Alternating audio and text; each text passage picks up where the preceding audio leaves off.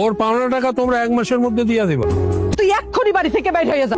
আমার বৌদি আমার বাড়ি থেকে তাড়াই দিছে। বৌদি তোর বাড়ি থেকে তাড়াই দিছে কেন? আরে সাজু আমার বৌদির কাছে টাকা পায়, টাকা চাওয়ার জন্য আইছে। ভালো কথা, আমাগো বাড়িতে এসে আমার বৌদিরে কুপ্রস্তাব দেয়, এটা কেমনে সম্ভব? আর তাছাড়া তুই তো ভালো করে জানোস আমি আমার বৌদিরে মায়ের মতো দেখি। আমার মায়ের কেউ কুপ্রস্তাব দিব সেটাকে আমি মানিয়ে নিতে পারি? আমি রাগ হইয়া সাজুর গায়ে হাত তুলছি। সাজু চেয়ারম্যানের বিচার দিছে, সালিশ হইছে। সালিশে কইছে সাজু যে টাকাটা পায় বৌদিরে 1 মাসের মধ্যে দিয়ে দিতে হইব। এইটার জন্য বৌদি আমার উপর রাগ করে আছে। আমার বৌদি ভাবতেছে আমি যদি সাজুরে না মারতাম তাইলে হয়তো 1 মাসের মধ্যে টাকাটা না দিলে হইতো। আমি কি করুম কো? আমার বৌদির আমি মায়ের মতো দেখি, সেই মায়ের কেউ কুপ্রস্তাব দিতেছে, এটা তো আমি মাইনে নিতে পারি নাই। সেই জন্য ওরা আমি মারছি, আর এইটার জন্য বৌদি আমার উপর রাগ করে আছে।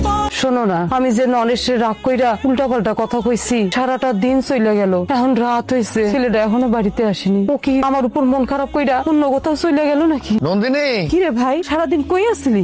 ভাই রে, তুই এই বৌদিটার উপর এখনো রাগ কইরা আসিস? তখন ওই মাথা গরম ছিল, কি থেকে কি কইয়া ফেলাইছি। হুট করে এতগুলো টাকার কথা যখন বলছে না, তখন একবারে মাথাটা হইয়া গেছে এলোমেলো। ওই জন্য 2টা কথা তোরে শুনাই দিছি ভাই। এই কথা তুই মনে রাখিস না। এই বৌদিটারে তুই মাফ কইরা দে ভাই, আমি তোর কাছে হাত জোড় করতেছি। আরে বৌদি তুমি কি করতেছো? তুমি আমার কাছে কেন মাফ চাইতেছো? তুমি তো আমার আপনজন, কাছের মানুষ। তুমি আমারে মারবা, আদর করবা, আবার মায়ের ভালোবাসা দিবা, আমি মনে কিছু করি নাই। বৌদি, মানুষের টাকা না দিয়া যত ঠাকুর ডাকেন না কেন কোনো লাভ হইব না। এসব ভন্ডামি বাদ দিয়া ঘরে যেয়ে বসে থাকে। ঠাকুর পাইতে হলে আগে মানুষের খুশি রাখতে হয়। দেখেন সাজুদা, আমার ডাকে ঠাকুর সাড়া দিবে কি না দিবে সেটা আমার ভক্তি আর ঠাকুরের সাথে আমার ব্যাপার। এটা নিয়ে আপনি কথা বলবেন না। চেয়ারম্যান বলছে না 1 মাসের মধ্যে টাকা দিয়ে দিতে, তাইলে এখন আবার এসব নিয়ে কথা বলতেছেন কেন? গরিব হইলো শরীরে অনেক তেজ আছে, কইতে হইব। টাকা যদি না দিতে পারো, আমি যেটা কইছিলাম ওইটাতে রাজি হইলে হইব। চুপ থাকেন সাজুদা, আপনি তো মানুষ না, আপনি অমানুষ হইয়া গেছেন।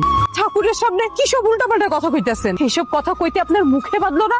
ভগবান, কত জায়গায় চাকরির জন্য ছোটাছুটি করতেছি, কোথাও চাকরি পাইতেছি না। তুমি একটু সহায় হও ভগবান। আমি আমার দাদা বৌদির দিকে তাকাইতে পারতেছি না।